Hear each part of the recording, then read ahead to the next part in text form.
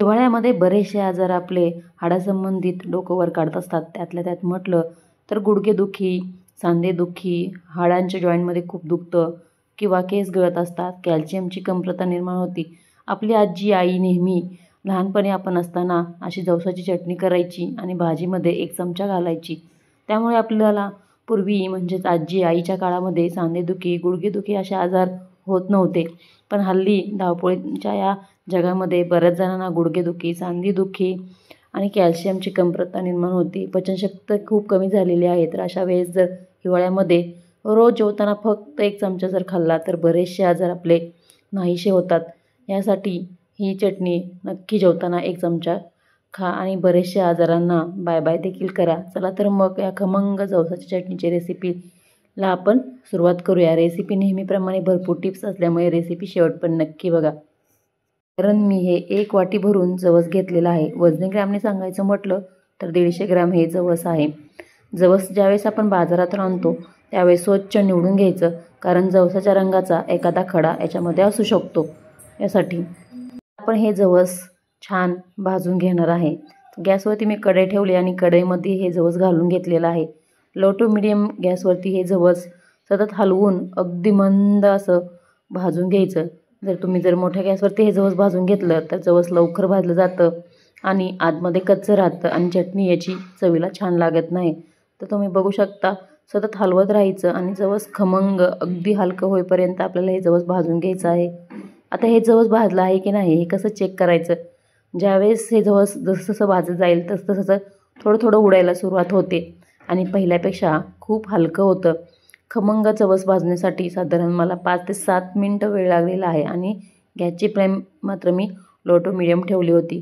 तर तुम्ही बघत असाल जवस थोडं थोडं उडायला सुरुवात झालेली आहे आणि जवस पूर्ण लो टू मिडियम गॅसवरती जर भाजून घेतलं तर जवस फुटतं, म्हणजेच मस्त खमंग भाजलं जातं. आणि हे खमंग भाजलं आहे की नाही हे चेक करण्यासाठी अगदी थोडंसं चिमूटभर घेऊन खाऊन बघायचं. अगदी अप्रतिम चवीचं हे जवस ज्यावेळेस भाजतं त्यावेळेस अगदी हलकं फुलकं आणि खमंग लागतं. जर जवस कच्चं असेल तर मग ते चावताना थोडासा वेळ लागतो. यासाठी जवस खाऊन बघायचं. हलकं फुलकं झालं तर समजायचं की जवस छान खमंग भाजलं गेले आहे.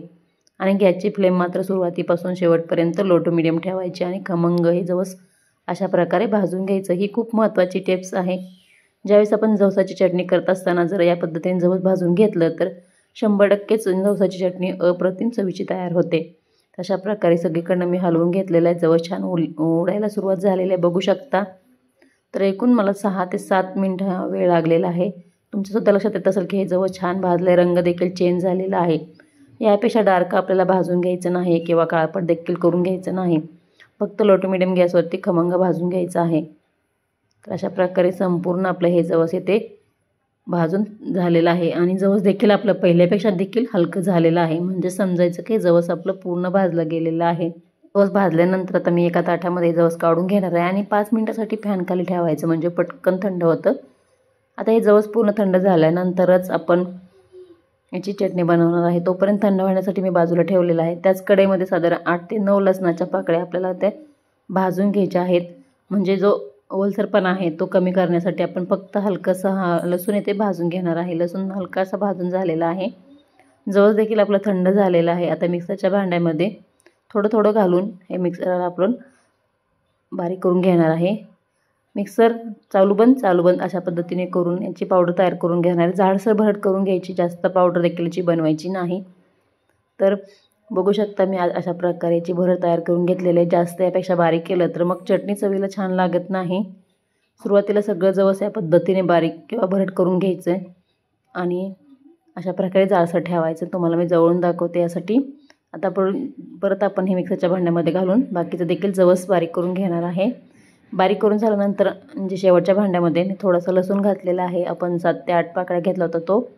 आणि याच्यामध्ये मिरची अंबारी पावडर घेतलेली आहे मी साधारण 3 चमचे आणि 2 चमचे आपल्या चटणीला तिखटपणा येण्यासाठी साधी मिरची पावडर घातलेली आहे आणि अर्धा चमचा फक्त मी जिरं वापरलेलं आहे. जिरं हे तुमच्या आवडीनुसार तुम्ही वापरू शकता, नाही वापरलं तरीसुद्धा चालेल. बघू शकता सुरेख रंगाची खमंग अशी ही जवसाची चटणी तयार झालेली आहे. रंग देखील सुरेख आलेला आहे. यापेक्षा जास्त बारीकसुद्धा करायचं नाही आणि अशा प्रकारे मी संपूर्ण चटणी या प्रकारे करून घेते. बाकीची चटणी देखील मी आज मिक्सरच्या भांड्यामध्ये फिरवून घेतलेले आहे लसूण घालून। तर रंग देखील तुम्ही बघू शकता, सुरेख रंगाची खमंग ही जवसाची चटणी ते आपली तयार झालेली आहे। ही चटणी तुम्ही एखाद्या भरणीमध्ये भरून साधारण 2 ते 3 महिने आरामात वापरू शकता। चटणी छान मिक्स करून घेतलेलं आहे आणि वरून चवीनुसार याच्यामध्ये मीठ घातलेलं आहे आणि मिक्स केलेलं आहे। तर रंग सुरेख आलेला आहे, वास घरभर सुटलेला आहे, मस्त खमंग चटणी तयार झालेली आहे।